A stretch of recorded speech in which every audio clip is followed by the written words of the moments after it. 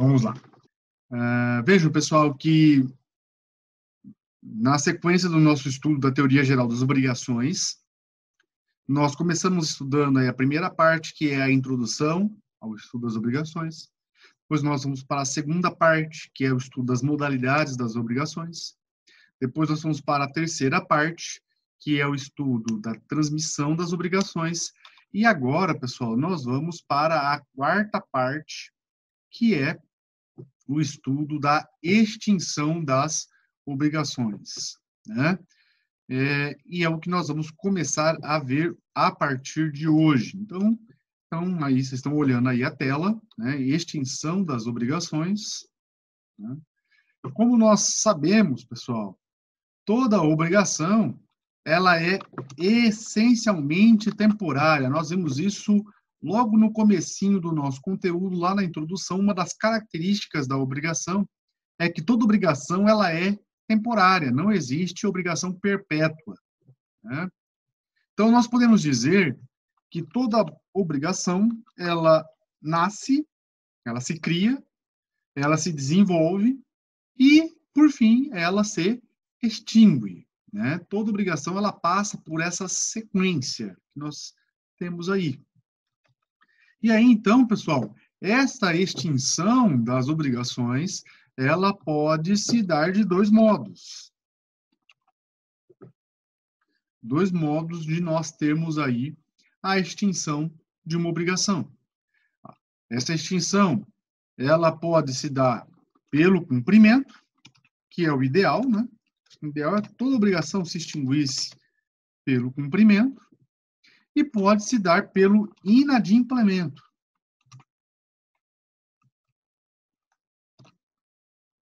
Né? Pelo cumprimento e pelo inadimplemento, ou descumprimento. Né? Pelo cumprimento, pessoal, nós vamos ter duas situações. Nós vamos ter o pagamento direto e o pagamento indireto, que é o que nós vamos começar a estudar a partir de hoje. Pagamento direto e pagamento indireto. E depois, pessoal, nós vamos estudar o inadimplemento das obrigações. E aí, então, nós vamos ter o inadimplemento absoluto e o inadimplemento relativo. Certo, gente? Então, a partir de hoje, nós vamos começar a estudar isso aqui.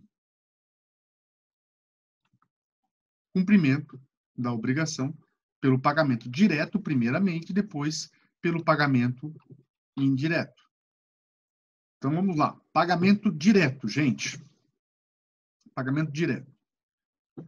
O conceito de pagamento, na verdade, pessoal, representa para nós duas etapas, duas modalidades de conceito, vamos dizer assim, né?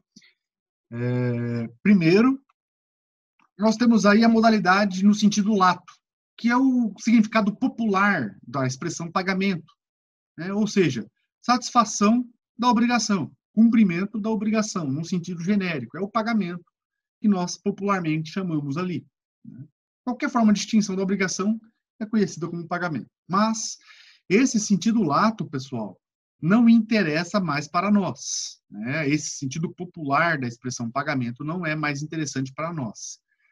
No seu sentido estrito, pessoal, o pagamento é usado como significação do cumprimento exato e voluntário da prestação, no tempo, forma e lugar devidos. Tá, pessoal? Então, esse é o conceito que interessa para nós a partir de agora, tá? Então, quando nós falarmos de pagamento, nós estamos nos referindo ao pagamento direto, ou seja, o exato cumprimento da prestação de forma voluntária, no tempo, forma e lugar devidos na obrigação. Tá, pessoal? Esse é para nós hoje o conceito de pagamento, o conceito jurídico de pagamento, que é o que vai nos interessar a partir de hoje, tá? O estudo do pagamento direto, pessoal, tá nesses artigos aí, artigo 304 ao artigo 333, que nós vamos ver, tá? Qual é a natureza jurídica do pagamento que nós vamos estudar.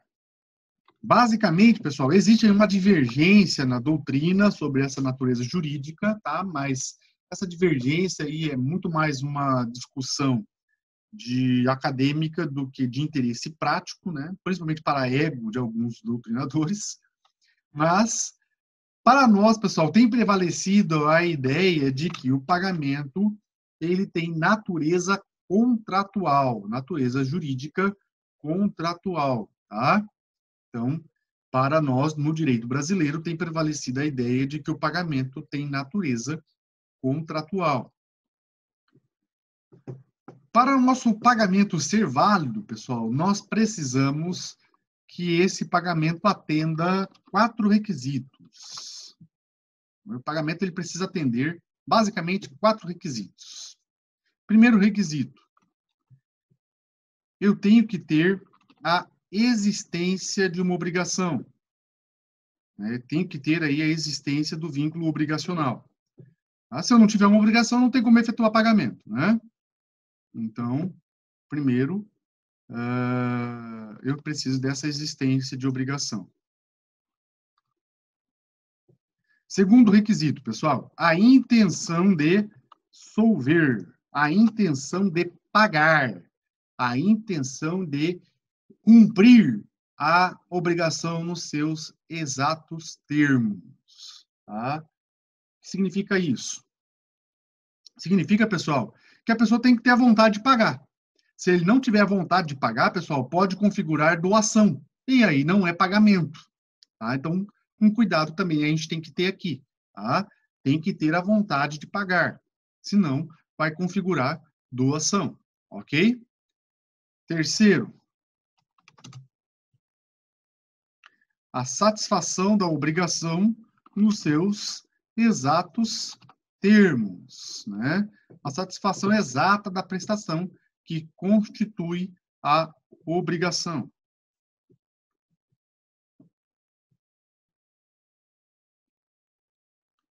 E, por fim,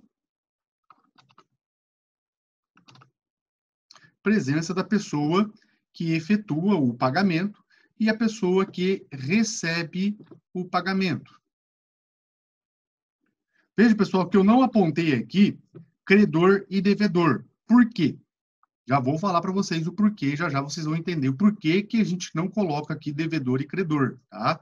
Então, presença da pessoa que efetua o pagamento, também chamado de solvens, e presença da pessoa que recebe o pagamento, também chamado de acipiens, tá?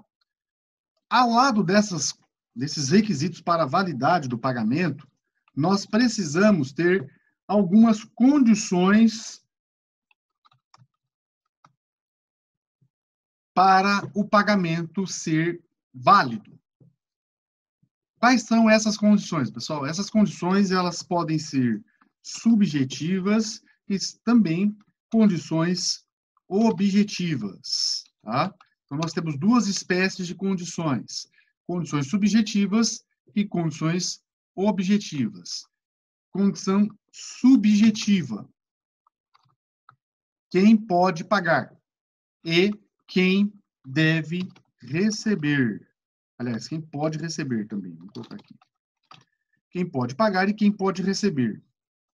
E condições objetivas: o objeto do pagamento, o lugar do pagamento e o tempo do pagamento. Tá?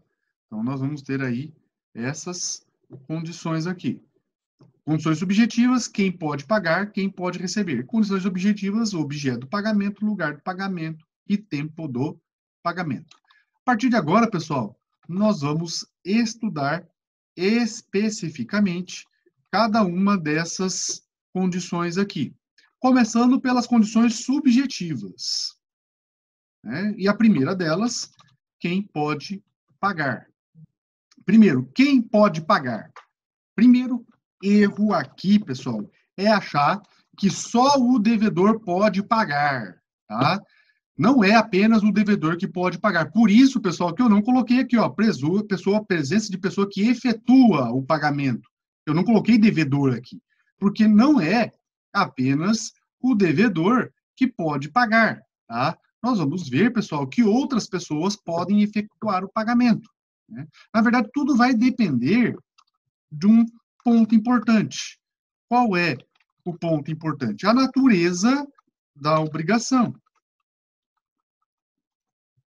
Tudo vai depender da natureza da obrigação. Se a nossa obrigação é personalíssima, pessoal, aí sim nós podemos dizer que só o devedor pode cumprir. Só o devedor pode pagar. Exemplo, pessoal, obrigação de fazer infungível. Veja que lá na obrigação de fazer infungível, pessoal, nós temos claramente a ideia de que só o devedor pode cumprir essa obrigação. Quando a obrigação de fazer infungível, pessoal, nós vimos que não pode haver a possibilidade, não tem como haver a possibilidade de um terceiro executar essa prestação. Então, na obrigação de fazer infungível, só o devedor pode cumprir, né? Lá do outro, pessoal, nós vamos ter aí obrigações não personalíssimas. E nas obrigações não personalíssimas, pessoal, tanto o devedor quanto um terceiro podem efetuar o pagamento. E aí, pessoal, nós vamos para o artigo 304. Daqui um pouquinho a gente vai ler ele, mas o artigo 304, pessoal, traz a ideia de que qualquer interessado pode efetuar o pagamento.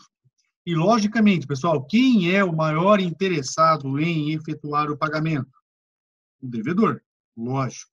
Ele é o maior interessado em efetuar o pagamento.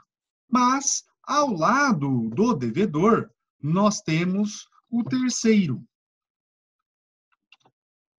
né?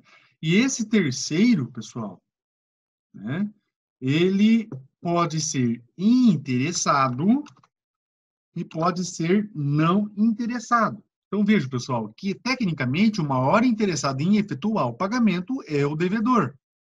Só que ao lado do devedor, então, nós temos a figura do terceiro, e aí esse terceiro ele pode ser interessado e pode ser não interessado. O que é um terceiro interessado, pessoal? Terceiro interessado é aquele que, por alguma forma, por algum modo, pessoal, pode ser atingido, pode ser afetado pelo descumprimento da obrigação, seja aí de forma direta ou indireta, mas ele vai sofrer os efeitos do inadimplemento. Ele vai sofrer as consequências do inadimplemento. Ok? Certo, gente? Exemplo disso. Exemplo de terceiros interessados, ou seja, aqueles terceiros que podem sofrer consequências do inadimplemento. Basicamente, pessoal, nós temos esses daqui, ó. Fiador, o herdeiro, outro credor do devedor e o adquirente de imóvel hipotecado. Veja, pessoal, que em todas essas situações aqui, esse terceiro que não é o devedor, ele pode ser atingido pelos efeitos do inadimplemento. Então, o fiador, pessoal, se o devedor não paga, quem que vai ter que pagar? O fiador. Então, ele vai sofrer aí os efeitos do inadimplemento. O herdeiro, pessoal, se o autor da herança não paga, quem que vai ter que pagar? O herdeiro. Ah, mas é com a herança, não tem problema. Quem vai sofrer as consequências da execução é o herdeiro. Adquirindo um imóvel hipotecado, pessoal. Eu compro uma casa hipotecada, o cara fala que vai pagar a hipoteca e ele não paga. Quem que vai perder a casa? Sou eu. Então, veja, pessoal, que em todas essas situações aqui, nós temos terceiros que vão ser atingidos pela consequência do inadimplemento. E, por isso, então, eles são terceiros interessados, tá? Veja, pessoal, que dentro dessa ideia do terceiro interessado, nós vamos para o artigo 304. Olhem lá o que o artigo 304 fala. Beleza. Então, olhem lá, pessoal, artigo 304, qualquer interessado na extinção da dívida pode pagá-la, usando, se o credor se opuser, dos meios conceitos de exoneração do devedor. Então, vejam aí, pessoal, que qualquer interessado pode efetuar o pagamento. Então, vejam que, de acordo com esse artigo aí, né, nós vamos ter que qualquer interessado pode efetuar o pagamento da obrigação. Opa. Qualquer interessado vai poder aí, então, efetuar o pagamento dessa obrigação aqui. Ok, gente? Dúvidas? E veja, pessoal, que não precisa nem de autorização do devedor, tá? Depois a gente vai ver um detalhezinho em cima disso daí, mas tecnicamente nem autorização do devedor precisa. Ok, gente? Beleza? Então, qualquer terceiro interessado pode efetuar o pagamento. Ao lado do terceiro interessado, pessoal, nós temos o terceiro não interessado. O que é o terceiro não interessado, pessoal? É aquele que não tem qualquer vinculação com a obrigação. Significa dizer, pessoal, ele não vai ser atingido de forma alguma com os efeitos do inadimplemento da obrigação. Por isso, ele é um terceiro não interessado. Ele não vai ser atingido pelos efeitos do inadimplemento. Tá? Então, vejo que a diferença de um terceiro interessado para o não interessado é que o terceiro interessado é atingido. O terceiro não interessado não é atingido. Certo, gente? Ok. Dúvidas? O terceiro não interessado, pessoal, ele se compõe de duas espécies. Nós temos duas espécies de terceiro interessado. Aliás, não interessado. Primeiro, o terceiro não interessado que paga a conta do devedor. E segundo, o terceiro interessado que paga em próprio nome. O que é o terceiro interessado que paga em nome a conta do devedor, pessoal? É aquele terceiro interessado que age como se fosse um representante do devedor, ou um gestor de negócios do devedor. Por exemplo, pessoal, seguinte situação, vou dar dois exemplos. Um que acontece comigo, um exemplo genérico. Primeiro exemplo genérico. Você é secretário ou secretária, ou até mesmo um estagiário de um escritório de advocacia. Né? E aí o seu chefe, pessoal, está lá no fórum, você está lá no escritório, e aí chega o entregador, pessoal, com um galão de água. Água mineral. E aí o entregador, né, entrega água mineral e cobra. Só que o seu chefe não deixou dinheiro. O que você vai fazer, pessoal? Tecnicamente, você, em regra, né? Pode acontecer que não, mas em regra, você vai pegar o dinheiro do seu bolso e vai efetuar o pagamento daquele galão de água. Veja, pessoal, você era obrigado a fazer isso? Você não é o devedor. Quem é o devedor é o advogado, seu chefe. Você tinha algum interesse nessa obrigação? Você poderia, de alguma forma, ser atingido pelo descumprimento dessa obrigação? Não, também. O máximo que poderia acontecer é você ser demitido porque você não pagou um galão de água. Mas, tecnicamente, os efeitos do inadimplemento, não. Então, veja, pessoal, que você paga como um terceiro não interessado. Certo? Agora, pergunta, pessoal, você pagou em nome próprio ou em nome do devedor? E a resposta é exatamente essa, pessoal. Você pagou em nome do devedor. Por quê? Porque você está agindo como um gestor de negócios. Você está agindo como um representante do devedor. Você não pagou em seu nome, você pagou pelo advogado, você pagou pelo seu chefe. Por isso você age como um terceiro não interessado que paga em nome do devedor. Tá?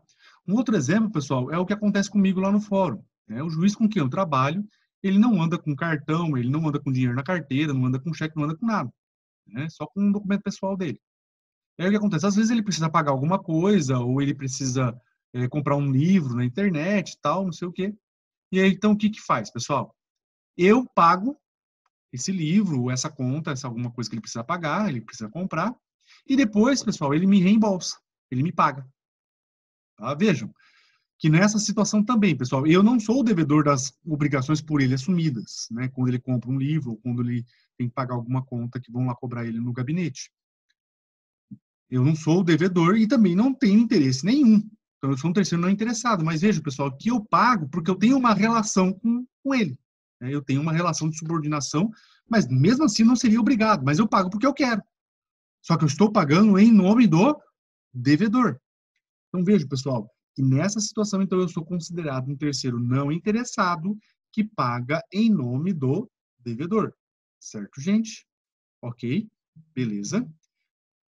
Já em aquele que paga em nome próprio, pessoal, vai ocorrer quando não há nenhuma relação, nem mesmo de subordinação com o devedor.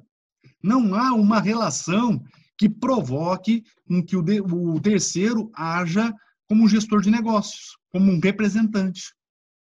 Por exemplo, pessoal, você tem um amigo e esse amigo está devendo. E aí você quer ajudar esse amigo, o que você faz? Você vai lá e paga essa dívida. Você paga o lanche do seu amigo, por exemplo. Né? Veja, pessoal, que tecnicamente você era obrigado a pagar? Você já sofreu os efeitos do inadimplemento? Você tem alguma relação com ele que implique no fato de você atuar como representante ou como gestor de negócios? Então, pessoal, nessa situação, você é um terceiro não interessado que está pagando em nome próprio. Tá? Qual que é a importância, pessoal, de você saber se você é um terceiro interessado, aliás, um terceiro não interessado, de um não interessado que age em nome próprio, de um terceiro não interessado que age em nome e a conta do devedor? Qual que é a importância de você saber a diferença? A importância, pessoal, está na consequência.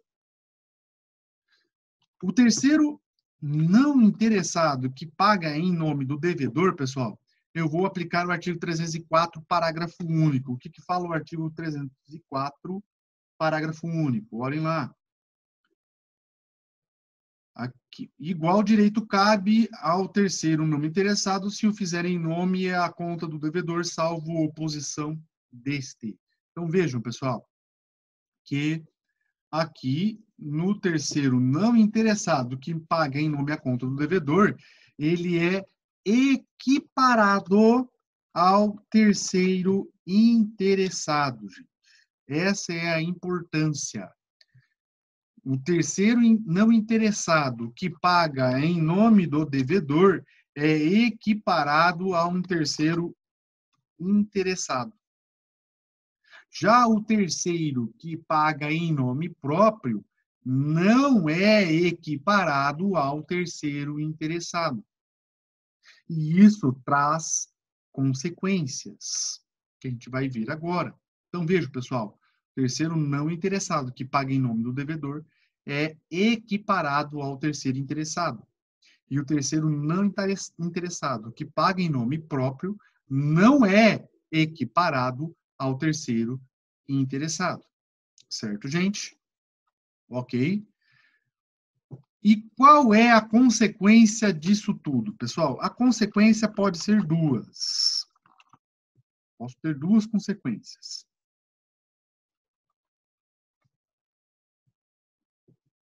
Primeira consequência, pessoal, a subrogação. E a segunda consequência é o reembolso. A subrogação, pessoal, vai acontecer toda vez que o terceiro assumir a posição de credor. Ou seja, o terceiro que pagou se torna credor, com todos os direitos a eles relacionados. Então, ele se torna um credor como se, né, fosse o credor original. Já o direito ao reembolso, pessoal, a pessoa, o terceiro que pagou, apenas recebe de volta o que pagou. Não se torna credor. Tá, pessoal? Então, essa é a diferença da subrogação para o direito ao reembolso. Na subrogação, o terceiro se torna credor. no reembolso, o terceiro apenas tem direito de receber de volta o que pagou. Ok? Sem juros, sem correção, sem multa, sem nada. Apenas aquilo que ele pagou. O que acontece, pessoal? A subrogação está no artigo 304. Então, pessoal, a subrogação ela vai se aplicar em duas situações. Ao terceiro interessado e ao terceiro não interessado que paga em nome e a conta do devedor. Então, pessoal, o terceiro interessado e o terceiro não interessado que age como gestor, ele tem direito à subrogação, ou seja, ele assume a posição do credor. Ok, gente? Beleza. Já o terceiro não interessado que paga em nome próprio, pessoal,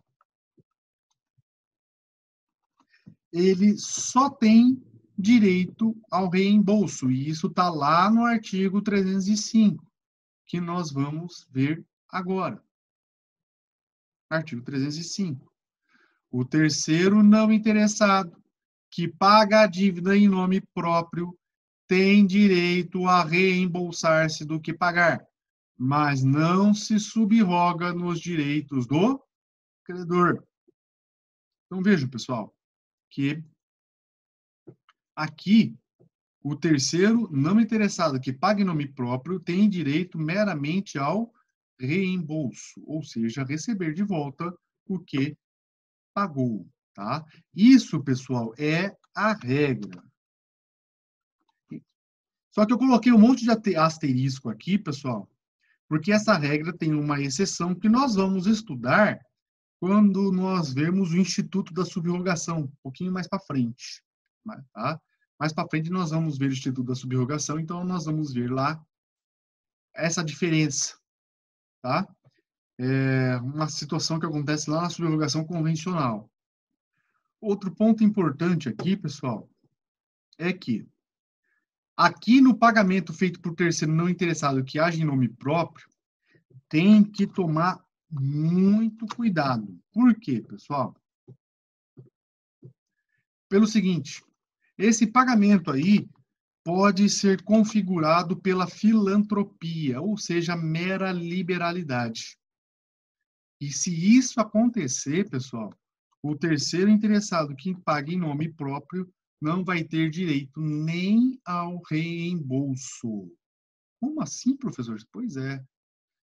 Tem que tomar muito cuidado com isso, pessoal, porque às vezes você paga por caridade. E se configurar a caridade, pessoal, não vai ter direito nem ao reembolso. Eu gosto de usar como exemplo a situação em que você, volta e meia, contribui com um orfanato, por exemplo, que a gente sabe que é um instituto de filantropia, um órgão de filantropia, e você vai lá, pessoal, e paga a conta de energia desse orfanato. Veja que você não era o devedor, quem deve era o orfanato, você não tinha interesse, você não poderia sofrer as consequências do inadimplemento, você não era nem diretor, nem presidente, nem nada desse orfanato, você não tinha qualquer vínculo jurídico com esse orfanato, e você foi lá e pagou a conta. Veja, pessoal, que nessa situação, se você vai lá e paga essa conta, sem fazer a ressalva do direito ao reembolso, você, na verdade, está fazendo esse pagamento por filantropia. E aí, então, nem direito a reembolso você vai ter. Veja também, pessoal, que nós vimos ali, em algumas situações, a questão da oposição. Né? Alguns artigos falam lá oposição. O que seria essa oposição, pessoal? É o devedor ser contrário ao pagamento efetuado pelo terceiro. Então, veja, pessoal, que em relação ao terceiro interessado, o devedor não pode se opor sem justificativa, tá? Em relação ao terceiro interessado, o devedor não pode se opor sem justificativa. Em relação ao terceiro não interessado, gente, aí o devedor pode se opor, tá? Em relação ao terceiro não interessado, o devedor pode se opor. Mas qual que é a consequência dessa oposição? Qual que é a consequência do devedor ser contrário ao pagamento efetuado pelo terceiro? Vai impedir que o terceiro receba a subrogação ou até mesmo o reembolso? Não, não vai impedir, tá, gente? Por quê? Por causa da proibição de enriquecimento ilícito. Não impede. Mas existe aí um detalhe importantíssimo, que está lá no artigo 306. Primeira ideia que o artigo 306 nos traz, pessoal, é que esse artigo se aplica para qualquer terceiro. Tá? Essa é a primeira ideia e eu já vou mostrar para vocês por quê. Olhem lá o artigo 306. O pagamento feito por terceiro. Veja, pessoal, que o artigo não fala se é terceiro interessado ou não. Ele só fala pagamento feito por terceiro. Tá? Então, vamos lá. O pagamento feito por terceiro com desconhecimento ou oposição do devedor não obriga a reembolsar aquele que pagou se o devedor tinha meios de ilidir a ação. Traduzindo esse artigo aqui, pessoal, a ideia desse artigo aqui é que o terceiro, sempre quando ele for pagar a obrigação, ele deve dar conhecimento do pagamento ao devedor. Por quê, pessoal? Por que que o terceiro tem que dar, é bom ele dar esse conhecimento ao devedor, pessoal? Porque o devedor, ele pode já ter efetuado o pagamento, ou pode ter meios de defesa contra o credor. Então, por exemplo, o devedor, ele pode alegar prescrição contra o credor. E aí você, enxerido, foi lá e pagou. Ou o devedor pode alegar uma nulidade relativa, e aí você, enxerido, foi lá e pagou. Vejam, pessoal, que nessa situação, havendo desconhecimento do devedor ou oposição do devedor ao pagamento efetuado pelo terceiro, pessoal, o terceiro não pode pagar. Porque se o terceiro pagar, ele não vai precisar, ele, devedor, não pagará ao terceiro, seja esse terceiro interessado ou não, nem pela subrogação, nem pelo reembolso. Por quê, pessoal? Seja porque o devedor já pagou, seja porque o devedor tinha meios de ilidir a defesa, tinha meios de ilidir a cobrança, tinha meios de evitar a cobrança ou meios de se defender da cobrança. Então, pessoal, o artigo 306, ele quer falar para nós o seguinte: primeiro, ele se aplica a qualquer terceiro. Segundo, é bom que o terceiro, quando for efetuar o pagamento, dê conhecimento disso ao devedor. Por quê, pessoal? Porque o devedor já pode ter efetuado esse pagamento e o credor de má-fé recebe de novo. Ou o devedor tem meios de se defender. E aí, você pagando, retira dele essa defesa. Então, pessoal, nessa situação, se o devedor tinha meios de se defender ou já pagou a obrigação e você foi lá e efetuou um novo pagamento com o desconhecimento do devedor ou mesmo diante da oposição dele, você, terceiro, não terá direito nem à subrogação, nem ao reembolso. Se não, pessoal, vamos para o 307. Artigo 307, aí a gente termina a matéria de hoje. O artigo 307, pessoal, ele se refere especificamente àquelas obrigações de dar, principalmente nas obrigações de dar que importam a transmissão de propriedade, como nós já estudamos, né? A obrigação de dar, cujo cumprimento da obrigação gera a transmissão da propriedade, né? Então, por exemplo, eu tenho a obrigação de entregar um carro. A partir do momento que eu cumpro essa obrigação, eu estou transmitindo a propriedade. Veja que a obrigação, por si só, não gera transmissão de propriedade, mas ela gera o dever de transmitir. Então, veja que a obrigação de dar tem como consequência a transmissão da propriedade. E aí vem a pergunta para vocês, pessoal. Quem que pode transmitir propriedade? Apenas o proprietário. Tá? E essa regra, pessoal, está lá no artigo 307, que nós vamos ver agora.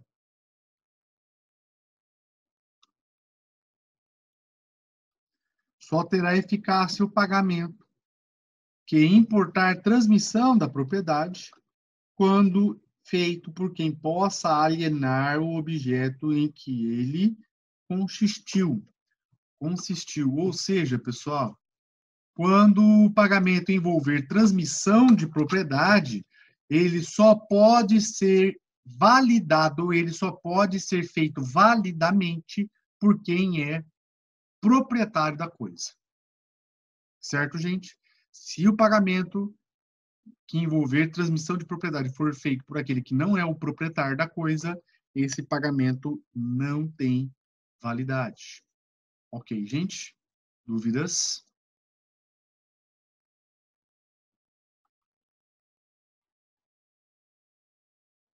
Só que essa regrinha, pessoal, tem uma exceção. Aliás, duas exceções. Uma exceção, pessoal, não está nesses artigos que nós estamos vendo agora, mas vocês vão estudar especificamente mais lá no 5º e 7º semestre, que é a questão da propriedade superveniente.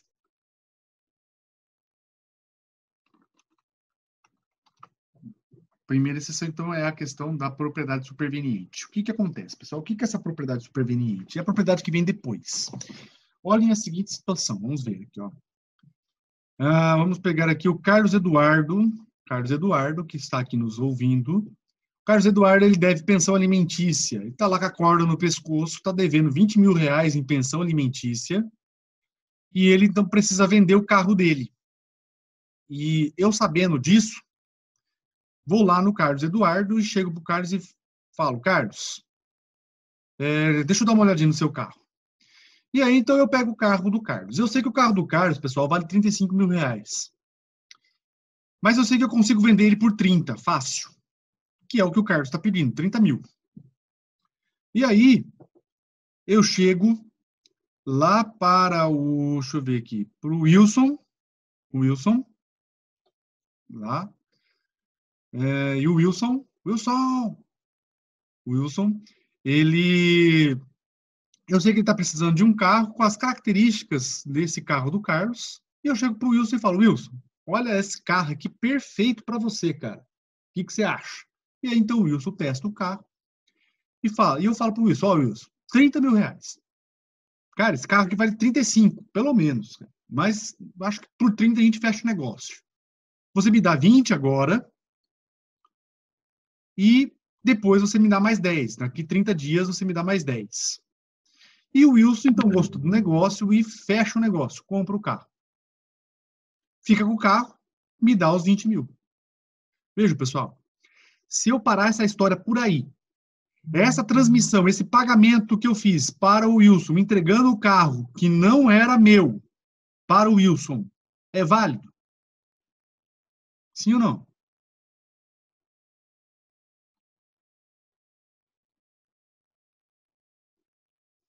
Não é válido, gente. Por que que não é válido? Porque eu não sou proprietário. O carro é do Carlos, não é meu. Então, não é válido. Mas olhem a sequência agora, gente. Eu peguei esses 20 mil, que eu sabia que o Carlos estava devendo 20 mil de pensão. Olha, tudo planejado. Eu sabia que o Carlos estava devendo 20 mil de pensão. Eu pego esses 20 mil e chego para o Carlos e Carlos. Falo, Carlos, eu tenho 20 mil agora para pagar para você, desse carro. Você aceita? Gente, o Carlos tá com a corda no pescoço. Tá quase sendo preso porque tá devendo 20 mil reais de pensão alimentícia. O que ele vai fazer? Ele vai vender. Ele vai vender. E, a princípio, não tem vício no negócio jurídico. Ele está precisando do dinheiro. Se ele não vender, ele vai ser preso por dívida de alimentos. Então, pessoal, nessa situação, o Carlos aceita o negócio, recebe os 20 mil.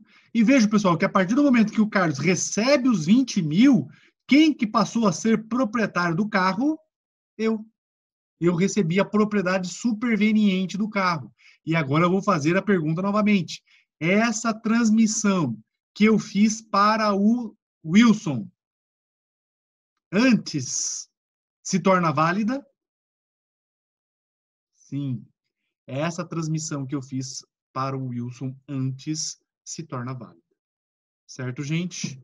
Ok? Então, aí surge para nós essa regrinha aqui. A propriedade superveniente torna válida a transmissão da propriedade feito anteriormente. Tá, pessoal? Então, a minha transmissão, o meu pagamento feito para o Wilson passa a ser válido. Ok, gente? Dúvidas?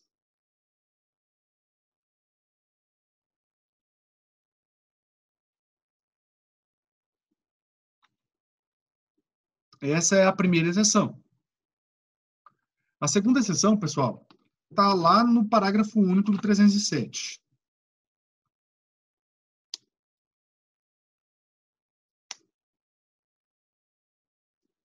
Parágrafo único do 307. Que é o pagamento recebido de boa-fé de coisa fungível pelo credor.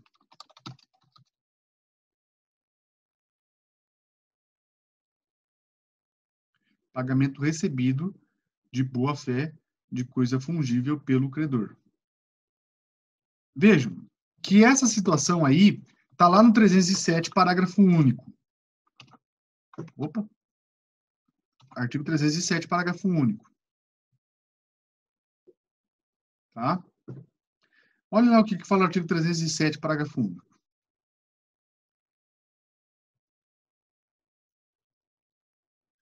Se se der em pagamento coisa fungível, não se poderá mais reclamar do credor que, de boa-fé, a recebeu e consumiu, ainda que o solvente não tivesse o direito de aliená-la.